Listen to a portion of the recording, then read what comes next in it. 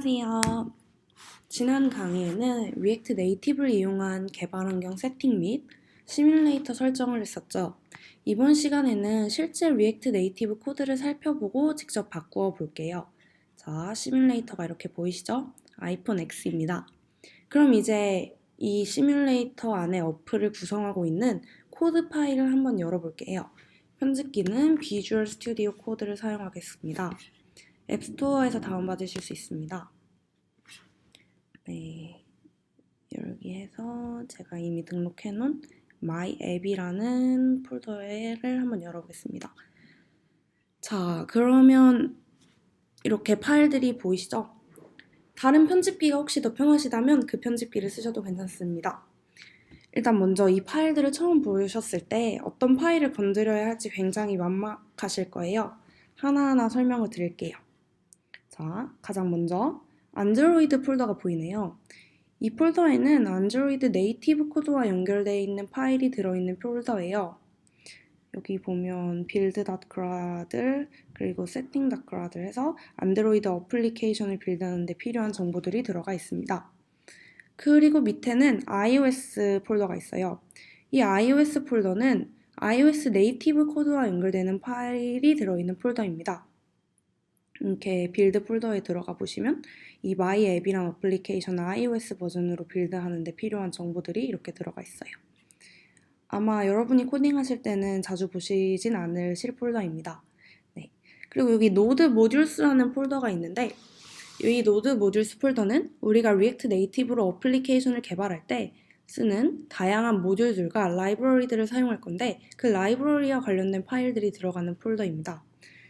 아마 여러분들이 새로운 라이브러리를 다운받으시거나 연동을 하시게 되면 이 노드 모듈 안에 그 라이브러리 관련 파일이 다운받아져 있을 거예요.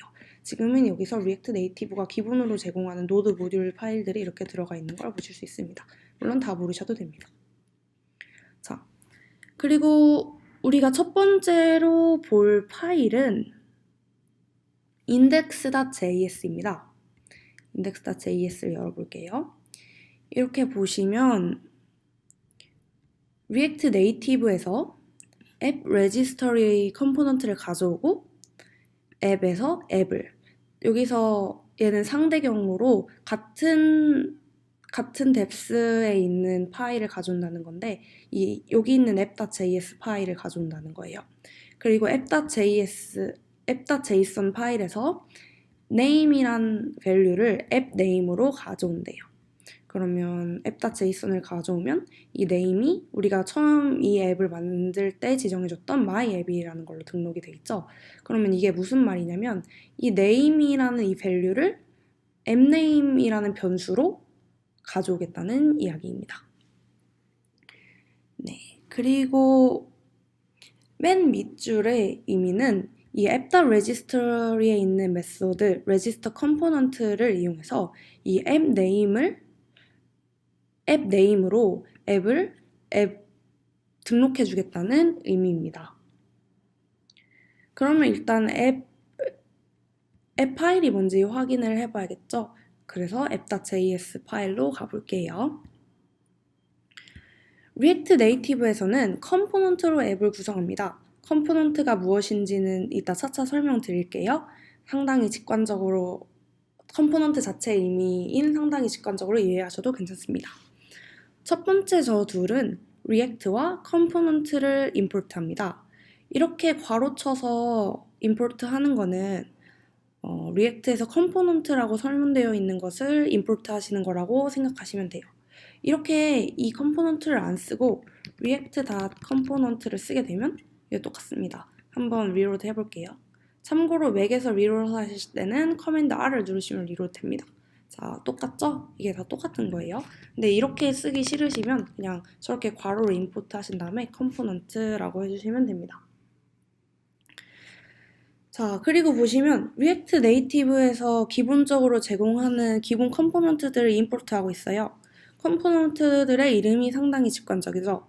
플랫폼, 스타일시트, 텍스트, 뷰를 임포트하고 있어요. 자, 그럼 이제 코드를 한 줄 한 줄 뜯어볼게요. 이 app.js는 지금 우리가 보는 이 스크린을 구성하고 있는 파일입니다. 먼저 이 instruction이라는 콘스트를 두고 하나 만들어주고 있네요.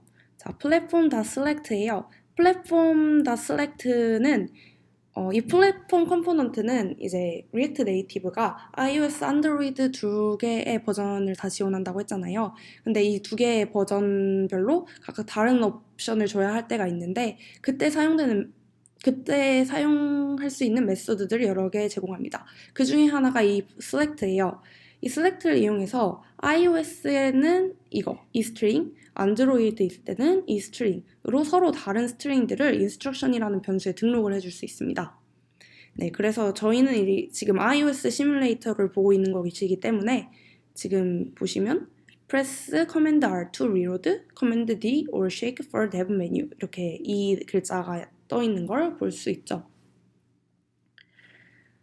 자, 그리고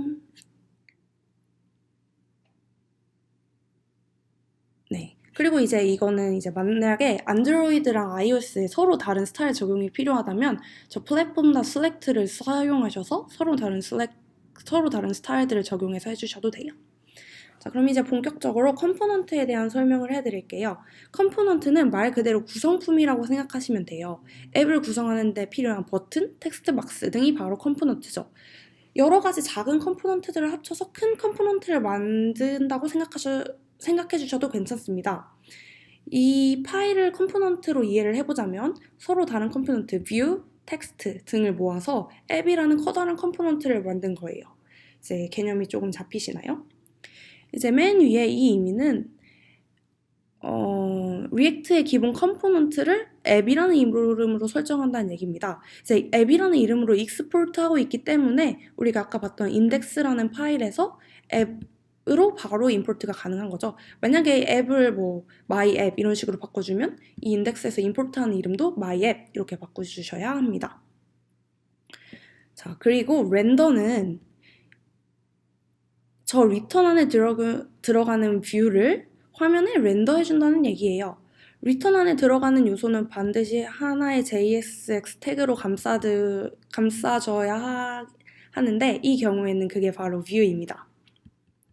리액트가 JSX 문법을 따르기 때문에 태그들을 사용할 때는 반드시 오픈 태그 그리고 클로즈 태그가 존재해야 해요. 외부로 HTML을 개발해 보신 분은 아시겠지만 HTML의 div, span 태그와 느낌이 비슷하다고 생각하시면 돼요. 우리 div 태그를 사용할 때는 open div, close div가 필요하겠고 p 태그 같은 거 사용하실 때도 이렇게 open 태그, close 태그 이렇게 필요하셨죠? 여기서도 마찬가지로 view, open 태그, view, close 태그 이렇게 필요합니다. 네, 자 이제 어플리케이션을 한번 바꿔볼까요?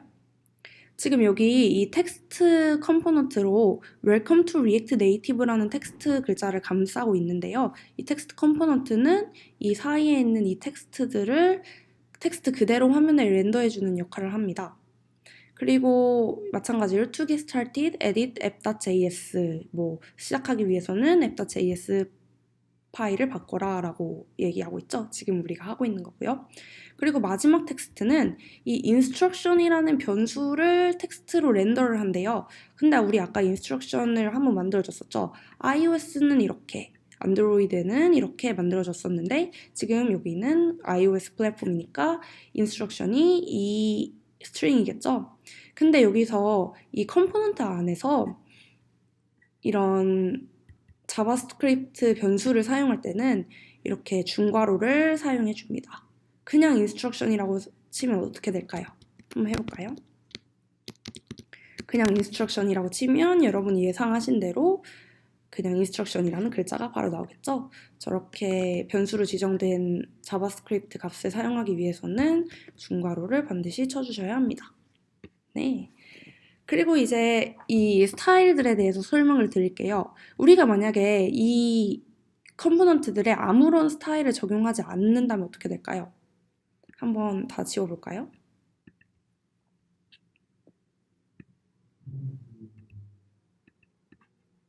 한번 스타일들을 다 디세이블 해볼게요. 이렇게 됩니다. 와우, 정말 끔찍하죠? 이런 걸 막기 위해서 우리는 반드시 스타일 값을 지정해서 컴포넌트들의 위치를 알맞게 자리 잡아야 합니다. 자, 먼저 이 컨테이너부터 설명드릴게요. 이 flex1은 무슨 의미일까요? 이 flex1은 나중에 플렉스박스에 대해서 설명을 드릴 때 설명을 더 자세하게 드리겠지만 이 화면의 비율을 100%를 차지한다는 얘기예요. 만약에 플렉스1이 두 개가 있으면 0.5, 0.5씩, 플렉스1이 하나가 있으면 1씩 이렇게 쉽게 비율을 나눠서 컴포넌트들을 배치할 수 있게 해주는 요소입니다. 그리고 이 Justify Content Center는 이 콘텐츠 자체가 가운데 정렬이라는 의미고 Align Item Center는 이 하위 요소들, 이 뷰의 하위 요소들이면 텍스트들이 되겠죠? 이 텍스트들이 가운데 정렬되어 있다는 얘기입니다. 그리고 이 백그라운드 컬러는 예상하신 대로 그냥 백그라운드 컬러예요. 색상표대로 하시면 되고 그러면 이제 이렇게 다 가운데 정렬이 되어 있죠. 근데 뭐 폰트 사이즈나 이런 건 하나도 적용이 안 돼 있어요. 그럼 한번 적용을 하고 주석을 처리하고 주석을 지우고 한번 다시 해볼게요. 이 웰컴이라는 텍스트의 폰트 사이즈를 20으로 바꾸고 텍스트 얼라인 센터 가운데 정렬을 하고 마르진을 10을 준대요. 마르진은 텍스트 위, 아래, 왼쪽, 오른쪽에 해당하는 여백입니다. 여백 값을 10픽셀씩 준대요. 자, 한번 해볼게요. 그럼 이제 크기가 커졌고 여백 값이 생겼죠? 훨씬 더 보기 좋아졌어요. 그리고 다른 인스트럭션에 해당하는 스타일들도 한번 적겠습니다. 일단 텍스트 얼라인 센터로 가운데 정렬을 하고 컬러를 주고 마르진 바텀, 아래의 여백을 5만큼 준대요. 자, 훨씬 더 깔끔해진 것을 보실 수 있습니다. 이렇게 우리는 스타일과 컴포넌트들을 사용해서 app.js의 값을 바꿔봄으로써 React Native가 어떤 식으로 동작하는지 간단하게나마 이해할 수 있게 되었어요. 그럼 우리 한번 직접 바꿔볼게요. 앱에 Hello World를 띄워볼게요. 어떻게 하면 될까요? 네, 간단합니다. 그냥 이렇게 텍스트만 Hello World 이렇게 바꿔주면 되겠죠. 그럼 이제 새로 고침을 해보면 Hello World가 가만히 떠 있는 것을 보실 수 있습니다. 자, 짜잔, 잘 되었죠? 네, 그럼 만약에 이 Hello World를 콘스탄트로 사용하려면 어떨까요? const hello 이렇게 하고 Hello World로 등록을 하고 얘를 쓰려면 아까 중괄호를 해야 한다고 했죠? Hello 이렇게 합니다. 그러면 마찬가지로 Hello World가 떠 있는 걸 볼 수가 있네요. 여기 소문자네. 대문자로 바꿔줄게요. 네, 됐습니다. 오늘 리액트 네이티브 코드를 살펴보고 구조를 간단하게나마 바꾸어 보았어요. 다음 강의에서는 본격적으로 기본 컴포넌트를 활용한 개발에 착수해 볼게요. 네, 감사합니다.